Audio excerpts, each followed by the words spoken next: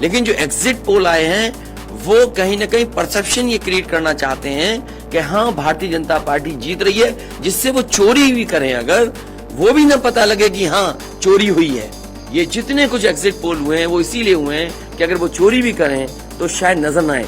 मुख्यमंत्री के प्रमुख सचिव डीएम्स को फोन कर रहे हैं कि जहां बीजेपी हारे वहां पर काउंटिंग स्लो होनी चाहिए। और जो आज देखने को मिला है बनारस में कि जहां ईवीएम्स ले जाई जा रही थी, एक ट्रक पकड़ा गया, 2 ट्रक लेकर के भाग गए।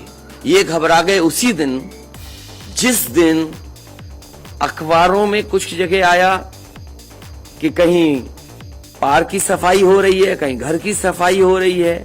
और ये लोकतंत्र की आखिरी लड़ाई है। मैंने कई बार कहा कि उत्तर प्रदेश का चुनाव लोकतंत्र की आखिरी लड़ाई है। इसके बाद तो जनता को क्रांति करनी पड़ेगी, तभी बदलाव आएगा। और मैं अपनी पार्टी के लोगों से कहूंगा कि जब तक काउंटिंग न हो जाए तब तक कम से कम ये नजर रखें और लगातार निगरानी रखें कि कैसे वोट बचाया जा सकता है, कैसे जहां पर मशीनें रखी हैं कोई किसी का आना जाना ना हो। एक स्ट्रांग रूम से बाहर नगर पालिका की कचड़े की गाड़ी में, जिसका नंबर यूपी 25 DT 9166 में 3 बक्से सील पकड़े गए। अगर प्रमुख सचिव मुख्यमंत्री फोन करेगा, डीएम क्या कर सकता है, डीएम की क्या हैसियत है। और बनारस जैसी पोस्टिंग किसी डीएम को मिली होगी, इस डीएम को मैं भी जानता हूं। जब पहली पोस्टिंग मैंने मुजफ्फरनगर दी थी, मैं नहीं जानता हूं डीएम कौन है, किसकी सिफारिश पे मुजफ्फरनगर पहली बार गया था। बेईमानी करा रहा है ये डीएम। चुनाव आयोग को सबसे पहले जिलाधिकारी बनारस पे कार्रवाई करनी चाहिए कि आखिरकार उसने किसी को कॉन्फिडेंस में क्यों नहीं लिया। जयमर इसलिए कि कई लोग आशंका इस बात की व्यक्त कर रहे हैं कि हो सकता है कि टेक्नोलॉजी ऐसी हो जहां पर मैनिपुलेशन किया जा सके, इसलिए कहीं न कहीं देखा जाना चाहिए इस बिंदु को भी। आपको ये देखना चाहिए जो एग्जिट पोल कर रहे हैं क्या मुनाफे के लिए कर रहे थे, जो कंपनियां बड़ी बड़ी सर्वे का पैसा कौन दे रहा है उनको, और जो डेटा दिया है चैनलों को फ्री दिया गया है कि उपहार में दिया गया है, वो अलग बिंदु है। कोई इतनी बड़ी एक्सरसाइज कर रहा है, उसका फाइनेंशियल बर्डन कौन उठा रहा है। 3 दिन तो बैठना ही पड़ेगा, नहीं तो ये प्रशासन के लोग बैठ करके चोरी करा देंगे। हालांकि ये सूचना मिल रही थी कि लखनऊ से जो मुख्यमंत्री उनके सबसे बड़े अधिकारी हैं और प्रमुख सचिव का जगह जगह फोन जा रहा है कि जहां भारतीय जनता पार्टी हारे वहां पर काउंटिंग स्लो करिए। मुख्यमंत्री के प्रमुख सचिव डीएम्स को फोन कर रहे हैं कि जहां बीजेपी हारे वहां पर काउंटिंग स्लो होनी चाहिए। और यही नहीं, अगर हम पिछला चुनाव देखें तो जो भारतीय जनता पार्टी की हार हुई है, 47 सीटें ऐसी हैं जो 5000 के अंदर कम वोट में हुई हैं।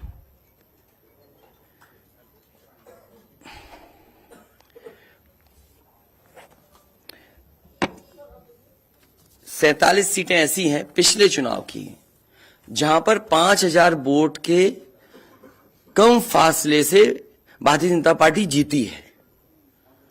और जो आज देखने को मिला है बनारस में कि जहां ईवीएम्स ले जाई जा रही थी, एक ट्रक पकड़ा गया, 2 ट्रक लेकर के भाग गए।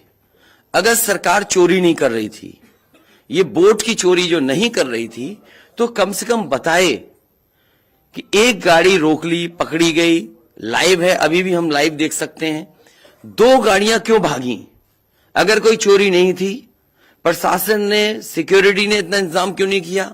इतनी फोर्स है, अभी इलेक्शन की फोर्स गई नहीं है यूपी से, तो आखिरकार अधिकारी क्यों नहीं कर रहे थे? क्या वजह है कि बिना सिक्योरिटी, बिना इतने इंतजाम के ईवीएम्स जा रही हैं? और ईवीएम्स के बारे में ये मानना है कि किसी भी वेयर हाउस में रखी हो या किसी भी स्ट्रांग रूम में रखी हो, तो बिना प्रत्याशी के जानकारी के आप मूव नहीं कर सकते हैं। अगर आपको ईवीएम्स को मूव करना है तो कम से कम जो प्रत्याशी चुनाव लड़ रहे हैं उनकी जानकारी में होना चाहिए।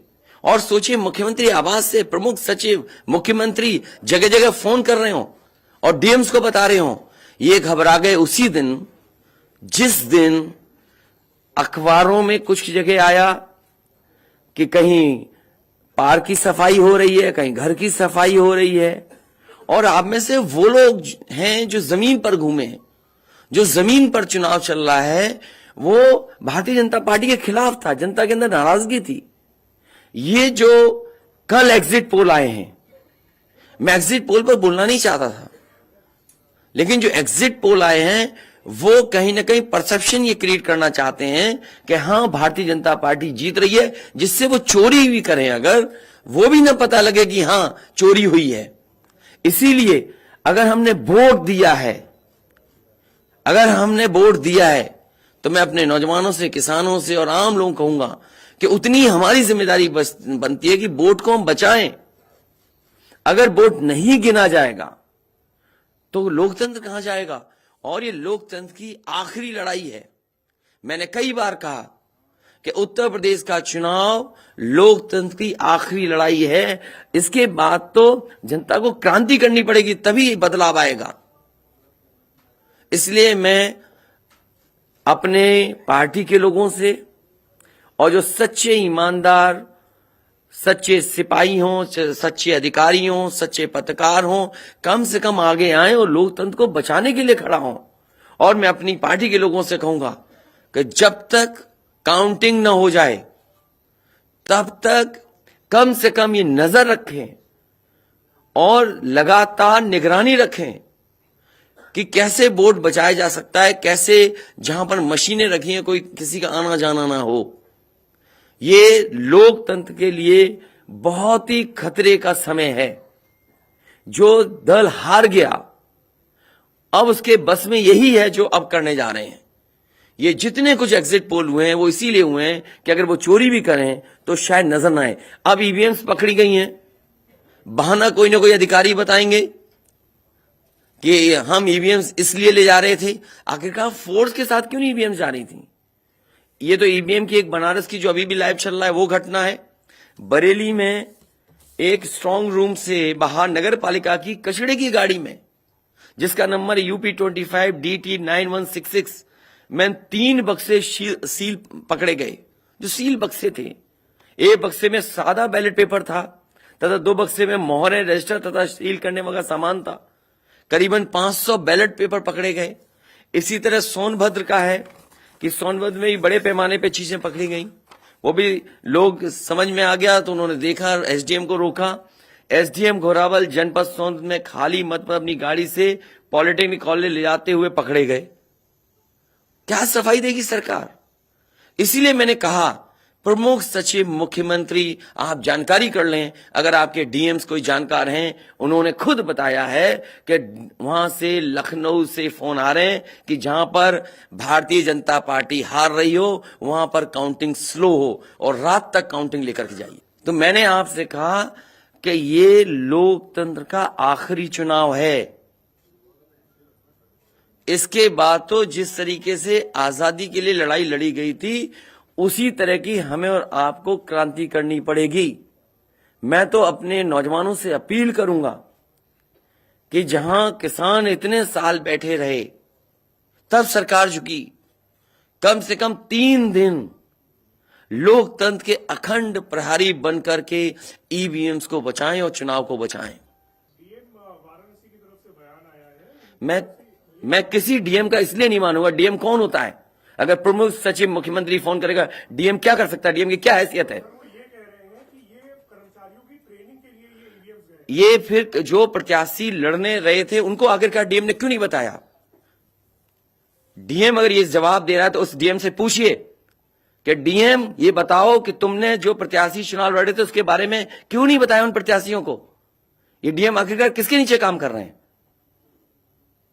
और बनारस जैसी पोस्टिंग किसी डीएम को मिली होगी, इस डीएम को मैं भी जानता हूं। जब पहली पोस्टिंग मैंने मुजफ्फरनगर दी थी, मैं नहीं जानता हूं ये डीएम कौन है, किसकी सिफारिश पे ये मुजफ्फरनगर पहली बार गया था। बेईमानी करा रहा है ये डीएम। और जवाब ये डीएम का कि ट्रेनिंग के लिए जा रहे हैं। तो आखिरकार पॉलिटिकल पार्टीज को क्यों नहीं जानकारी दी? क्या जवाब है उनके पास इसका? और जब बाकायदा गाइडलाइन लिखी हुई है यहां पर कि आप ईवीएम्स का मूवमेंट नहीं कर सकते, आप कैसे ईवीएम का मूवमेंट कर रहे हैं? आप पूछिए जो दिया है बयान। अरे भाई, मैं तो कह रहा हूं किसी आपने जो पॉलिटिकल चुनाव लड़ रहे हैं उनके बारे में क्यों नहीं बोल रहे हैं आप? और आप भी डीएम की बात को मानते हो?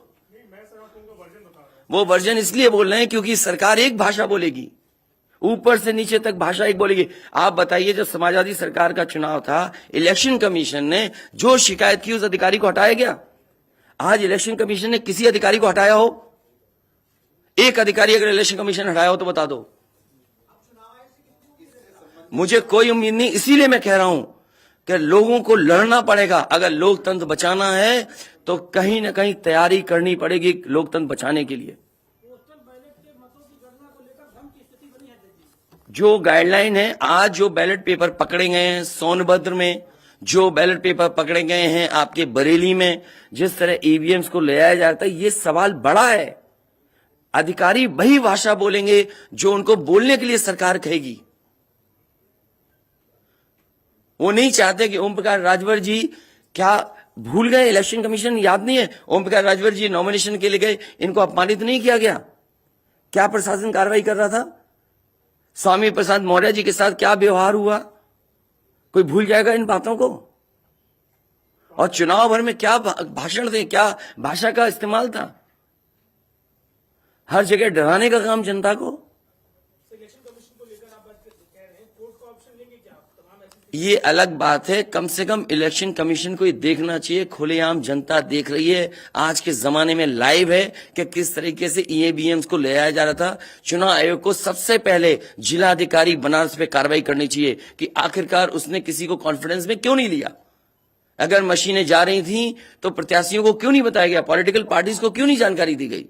अगर ये गाइडलाइन में है कि नहीं है इलेक्शन कमीशन के, आप ईवीएम्स को एक जगह से दूसरी जगह मूव करा रहे हैं, आखिरकार इसके लिए जिम्मेदार कौन है? आप ईवीएम लेकर जा रहे हैं, अब 2 दिन की बात है, काउंटिंग होनी है।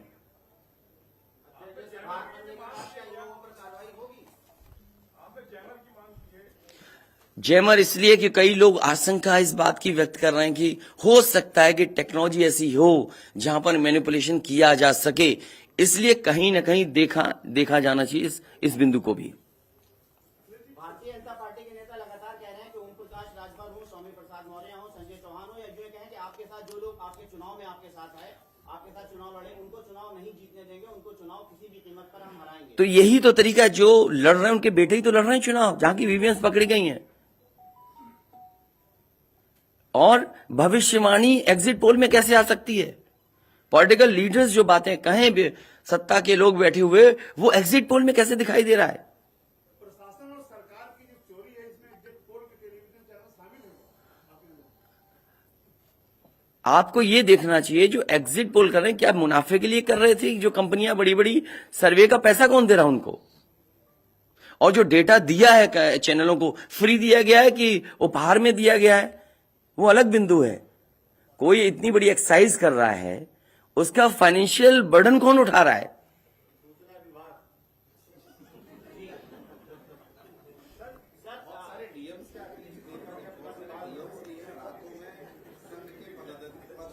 ये तो बातें, ये सच कह रहे हैं आप। जो बात, ये जो सवाल के रूप में जानकारी दे रहे हैं, ये सच्चाई है। जो आप सवाल के रूप में दे रहे हैं, ये सच्चाई है। आप बताइए, इनके साथ गलत व्यवहार हुआ, क्या कार्रवाई की प्रशासन ने? वीडियोज हैं सबके। जब ये नॉमिनेशन के लिए गए आप, क्या वीडियो अवेलेबल नहीं है? क्या कार्रवाई हुई उसमें?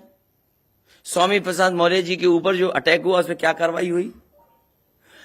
मेरे क्षेत्र में जो प्रत्याशी चुनाव लड़ने आया, तो उसने अपने आप अपनी गाड़ी तोड़ी, अपने आप गाड़ी तोड़ी खुद की, और आरोप लगाए समाजवादियों पर।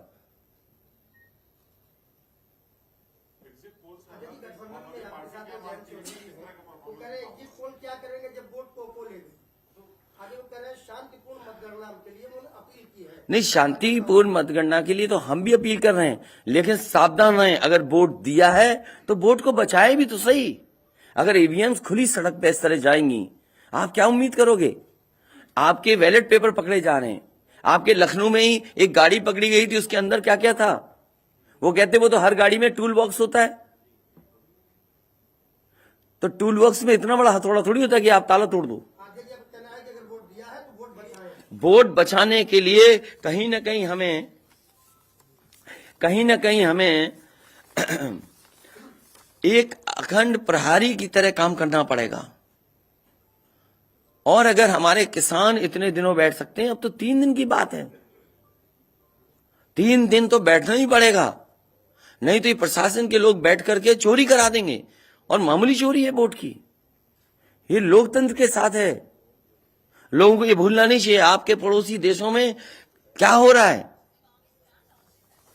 इसलिए मैं ये भी गाइडलाइन पढ़ना चाहता हूं कि जो ईवीएम की मूवमेंट के लिए जो मुझे जानकारी मिली है वो मैं आपसे पढ़ना चाहता हूं कि all polled EVMs and all reserve EVMs after the poll shall be under cover of arm police at all times.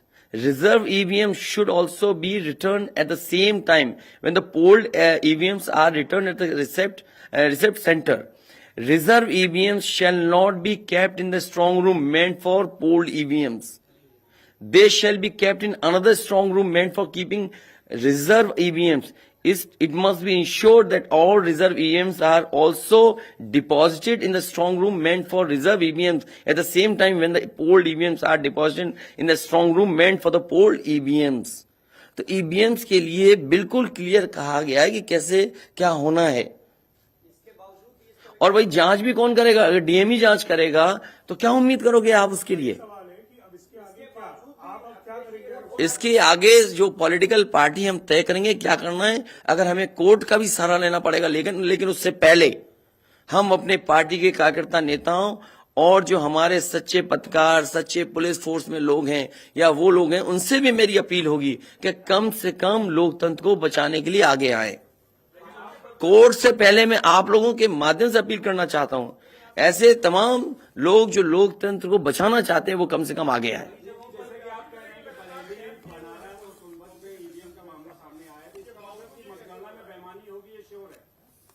आपने पंचायतों का चुनाव देखा था, भारतीय जनता पार्टी ने खुलेआम वोट को लूटा। जनता को याद है महिलाओं की जो कपड़े फाड़े गए, छीने गए, महाभारत के अलावा अगर किसी ने किया तो वो भारतीय जनता पार्टी ने करके दिखाया। क्या कार्रवाई की गई उस समय बताइए? इलेक्शन जो आपका स्टेट इलेक्शन कमीशन है, शिकायतें हुई, क्या कार्रवाई हुई उनके ऊपर? क्या कार्रवाई हुई पुलिस के ऊपर? क्या कार्रवाई हुई उन लोगों जिन्होंने वोट को छीना? इसलिए मैं अपील करता हूं आपके माध्यम से, जो सच्चे पत्रकार हैं, सच्चे अधिकारी, पुलिस फोर्स, लोकतंत्र को बचाने के लोग सामने आए, जिससे लोकतंत्र बचाया जा सके। माननीय मुख्यमंत्री जी, ये जो घटनाएं हो रही हैं, हताशा और निराशा की जो है वो पराकाष्ठा है। क्या ऐसा कुछ होगा? क्या समाजवादी मैं नौजवानों से विशेष अपील करूंगा, और इसलिए अपील करूंगा, मैंने वो तस्वीरें देखी कि नौजवान वोट डालने के लिए लोकतंत्र में कैसे निकल पड़ा। अगर उसने वोट डाला है तो कम से कम वो वोट बचाए। अपना कैसे वोट बचाएगा? गिनने से कैसे गिनती में लाएगा? और ये कोई ये मामूली घटना नहीं है। जो लोग लोकतंत्र पर भरोसा करते हैं उनके अंदर आक्रोश होगा, ऐसा नहीं कि गुस्सा नहीं होगा उनके अंदर।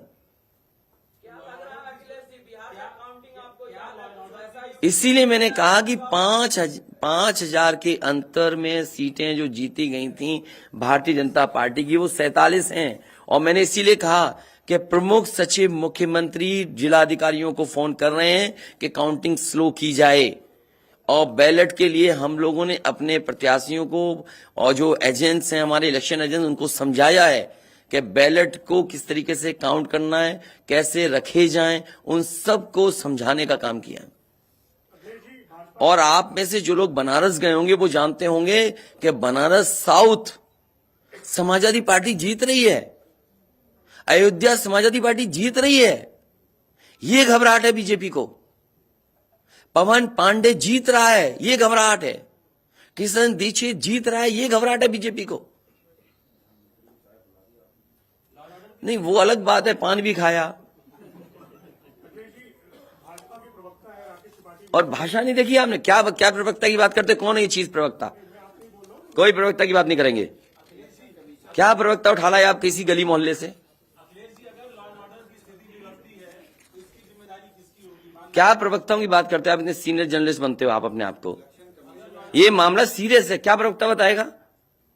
इलेक्शन कमीशन क्यों नहीं बता रहा? ये खुलेआम ईवीएम्स घूम रही हैं। कोई आश्वासन नहीं दिया। हो सकता है हमारी प्रेस के शायद कुछ जागे। ये यूपी के हैं सब, और कहां के इलेक्शन कमीशन के लोग? सर अधिनियम में रिटर्निंग ऑफिसर कवर्ड नहीं, जवाबदेही। रिटर्निंग ऑफिसर जनप्रतिनिधि अधिनियम में रिटर्निंग ऑफिसर की जवाबदेही तय नहीं। तो बेईमानी जब कराता है तो उस पर कोई केस नहीं सकता, आप किसके देंगे? अब ये तो हमें भी जानना पड़ेगा कि क्या करें। इसीलिए मैंने कहा कि हम तैयारी से रहिए। ऐसे तो किसी पे कार्रवाई नहीं कर सकते। हाँ, जिम्मेदारी तो अच्छा इलेक्शन कमीशन की जिम्मेदारी है कि निष्पक्ष चुनाव। इतना बड़ा कमीशन हम क्यों कह रहे हैं कि इलेक्शन कमीशन की जिम्मेदारी है? क्यों उसको इंडिपेंडेंट बनाई गई ये बॉडी? ये सब जो आपके माध्यम से हो रहा है वो सब लाइव है। जो ये चीजें हो रही है सब लाइव है, सब शिकायतें की जाएंगी, सब देंगे। अभी तो अभी कहो तो अभी लाइव दिखा दें। जब आपको बुलाया है, मैंने तकलीफ दी आपको, इसके बाद हम लोग अपना लिखेंगे।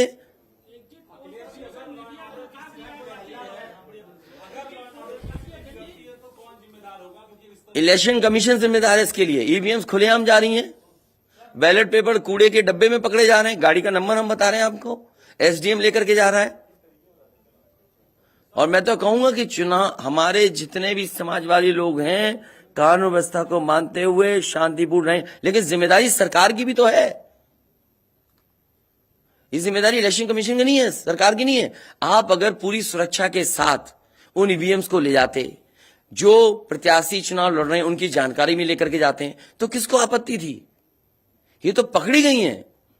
अगर चोरी पकड़ी गई है तो चोरी पकड़ी को आप कानून व्यवस्था की बात करोगे आप? तो नहीं सुनी जाएगी। तो समाजवादी पार्टी हर रास्ते को अपनाएगी जहां पर लोकतंत्र को बचाया जा सके। वो जरूरी है। जहां जहां चुनाव हुए हैं, बंगाल में, तमिलनाडु में या किसी भी प्रदेश में, प्रत्याशी और उनके लोगों ने जगह जगह बैठ करके दिन रात पहरा दिया है। अखिलेश जी, निष्पक्ष तरीके से अगर चुनाव होता है तो समाजवादी पार्टी कितनी सीटें आने की उम्मीद है? मैं अभी भी कह रहा हूं टारगेट हमारा फिक्स था, हमारा गठबंधन 300 के करीब पहुंच जाएगा।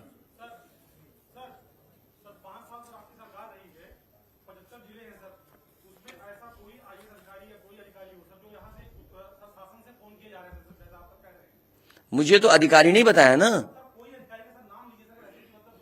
नहीं, मैंने नाम लिया प्रमुख सचिव मुख्यमंत्री का, जिससे मुझे जानकारी मिली। उसका नाम कोई नहीं बता सकता। हाँ, मुझे इलेक्शन कमीशन अगर कहेगा तो मैं नाम बताऊंगा।